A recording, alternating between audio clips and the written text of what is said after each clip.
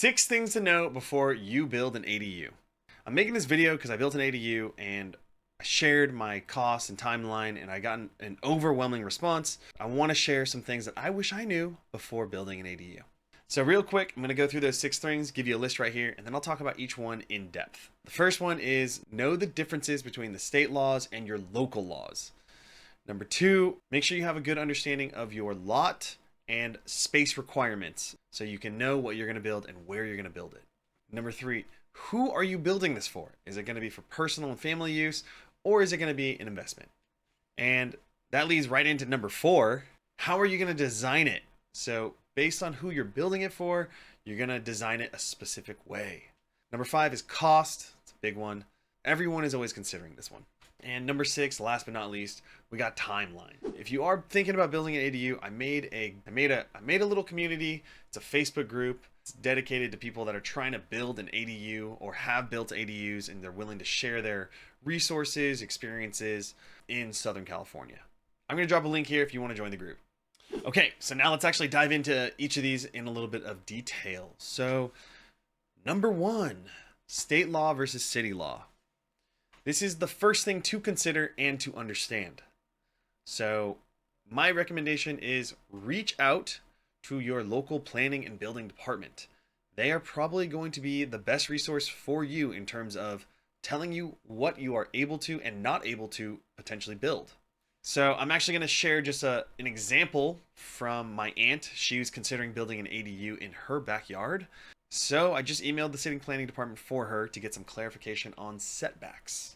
And just keep in mind, each city will have their own development standards. And so this step is super important because it basically dictates what you are able to build or not able to build. Number 2, space requirements. So this one follows number 1 because once you have a good understanding of the setback requirements and what you are able to build, you need to make sure that you actually have the space on your lot to do it. So once you have an understanding of these setbacks, you're going to want to look at your yard and think about, can I put this ADU here in this corner or here in this corner? How is it going to affect the property as overall? And so you're actually going to want to measure the space in your yard. If you're like me and you don't work in construction, you might be wondering, like, how do I measure this? And so yes, you can just get a tape measure and you can like put it down and mark and like, draw out a little square using your tape measure. Save yourself some time, get yourself one of these. It's a measuring wheel. I saw my contractor use it and my designer use it. You can just get one on Amazon. Here's a link to one down here. And basically you just walk with this thing and it measures for you. So it's a much easier way to measure the potential space that you want your ADU in. And so when I was building my ADU, I actually loved the process of visualizing, looking in my backyard and going, an ADU would go right here. And I would daydream about what that ADU would look like, and I ended up building it. So enjoy this process, use your imagination, think about the possibilities. That kind of leads into the third thing. Why are you building this ADU and who's going to be using the ADU? You've already gone through what you can and can't build with your local laws. You kind of already know the space that's available because you've measured the setbacks, you've measured the size of the ADU. And so now it's thinking through, what are you going to use the ADU for? For us, we were thinking mostly family use. So when my sister and her family visit, my parents visit from out of town, we just have enough space for everyone to stay in one location versus them having to get hotels and us kind of like traveling back and forth. And so we've really enjoyed the family use aspect of it. And we've recently started renting it out for midterm rentals. What that means is we rent it out for 3-month periods to travel nurses. It's been great. So for most of the year, families using it. For the times that they aren't, we try to have travel nurses in there. So, take a second, maybe pause the video and think through, what would you want an ADU for? Maybe you're taking care of your parents and you want to move them closer. Maybe you just want to build an ADU for rental so you can cover some of your mortgage. Think through it for yourself. I can't answer this one for you. But once you kind of figure out who the end user is, this leads into the 4th thing to consider, design. And so when you are designing the ADU or working with your architect or designer to actually create a good design, here are the main details that I would consider. The first is privacy. So, if you have an ADU in your backyard, you want to make sure that they have privacy and you still have privacy. Storage will also be another big one. In our ADU, we don't have a ton of storage because we're not trying to rent it out to long-term renters, right? It's for family use and people that are only staying for a few months. They're not going to bring tons of stuff with them. And then consider the actual flow of the ADU, right? Do you want bigger rooms? Do you want more entertaining space? It just depends what you're building it for. Like in our ADU, it was built for our family use, really. So we actually have bigger rooms in the ADU, not really any entertaining space, and not really very much storage because our family is going to be hanging out with us and eating with us, and we're not going to be in the ADU that much. Now, if you're building it for a rental, that might be a little bit different. You may want to consider more entertaining space, or another thing to really consider if you're building it for a rental is parking. Depending on where you're building an ADU, parking could be a huge bonus or a huge upside. If you found any of this video helpful, I would be super grateful if you could just drop a comment and let me know what your thoughts are if you build an ADU and what you'd be using that ADU for. Shout out to James. He actually emailed me, and that was kind of what gave me inspiration to make this video. He emailed me saying, we're thinking about building a new house in Fallbrook for his family from the UK.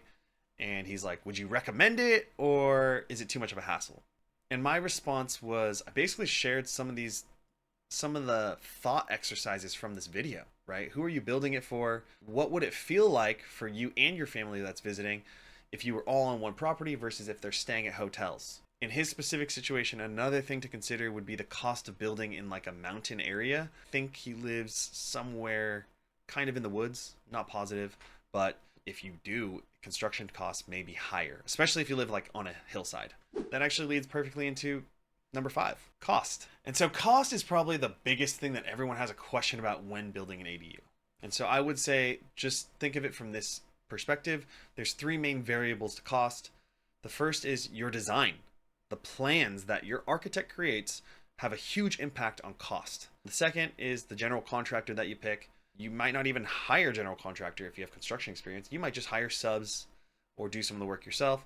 And the third is the finishes that you pick. So in terms of cost, this will vary a lot depending on those 3 things, right? If you hire an architect that designs a beautiful ADU, but it's insanely hard to build, and they have all these additional kind of aesthetic things that cost a lot, well, then your cost is going to go up.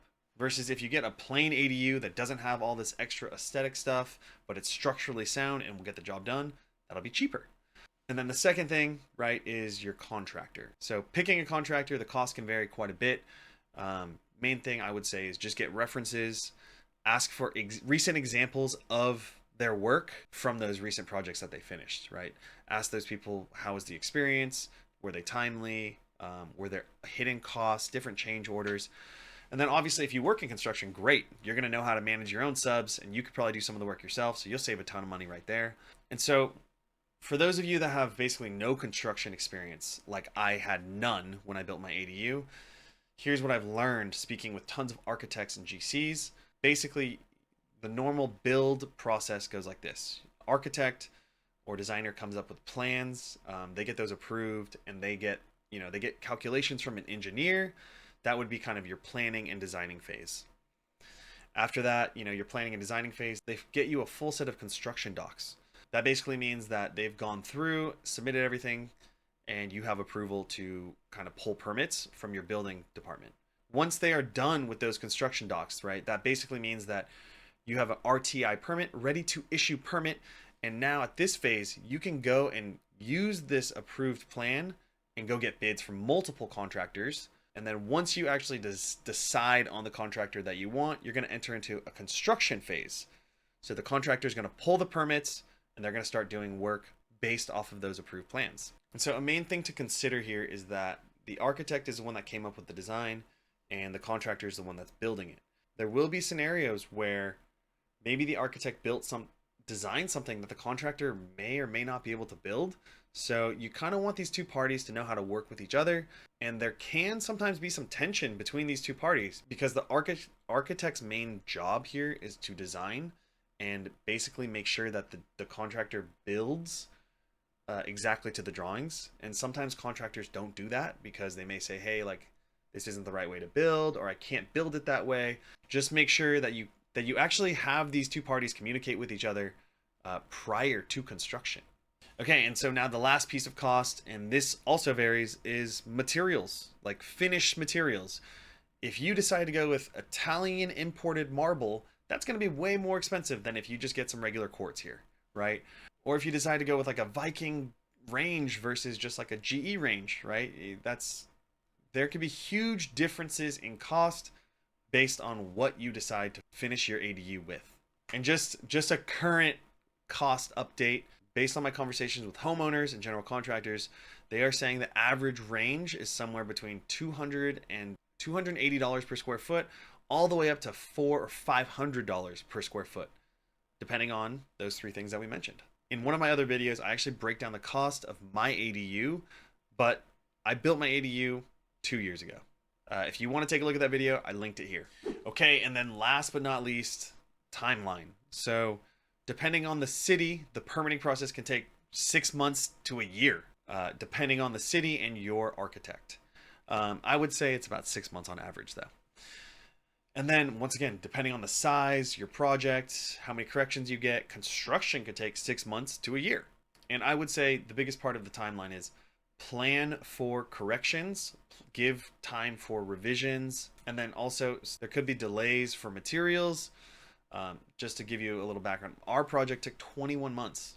Our ADU took 21 months. And a part of that was it took us a long time to get back to our architect to kind of handle some revisions on our plans. And then we had some delays on inspections and revisions. So, I say consider the timeline, because if you're living at this property, you're going to be living in a construction zone. And if you're building for investment, you might have some holding costs and you're not getting it rented out as soon as possible. That's lost revenue for your investment. Okay, and so just a high level recap here, right? The 6 things to know before you build an ADU. Number 1, state versus local laws. Number 2, you got to know your space requirements. Number 3, think about who you're actually building this for, or why you're building it. Number 4, the design aspect of it. This kind of ties in with number 3. Number 5, cost, right? Think about your architect, your GC, and your materials. And last but not least, your timeline. So how long can you be living in a construction zone, or how soon can you actually get this rented out to maximize your investment? As always, I appreciate all of you guys watching my videos. And if you found this helpful, go ahead and subscribe for more.